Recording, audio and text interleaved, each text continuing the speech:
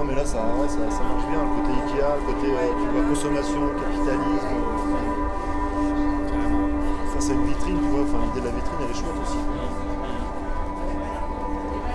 Tu crois qu'on pourra sauter dedans à la fin de l'expo? Ouais, ça donne trop envie quand même. Faire une bonne sieste quoi.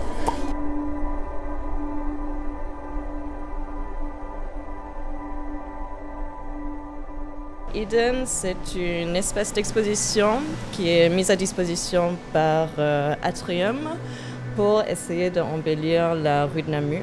Donc, un espace non commercial qui a pour but de montrer des œuvres cachées. Donc, soit des œuvres de jeunes artistes ou sinon des collections permanentes de musées qui ne sont pas montrées ou des pièces de collectionneurs privés. Pour le lancement du projet, j'ai organisé une performance où il y avait à peu près une dizaine de personnes qui écrivaient sur les vitrines et sur le miroir du fond Hidden et petit à petit se cachaient. Cette performance, j'ai utilisée pour annoncer le fait que je voulais introduire un côté performatif pour l'espace. Et donc, ce n'était pas que l'art visuel.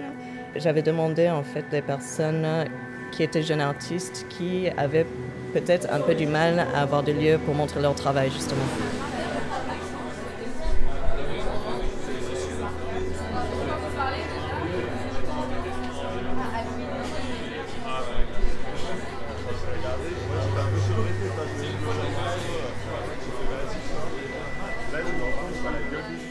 Là c'est one man, one jar, one yard en néerlandais.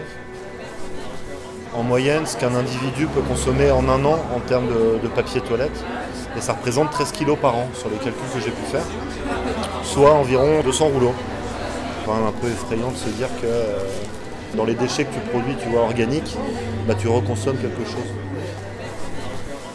Se laisser surprendre par cette quantité de matière comme ça, un peu informelle, reliée d'un trait par un rouleau sur un petit portique.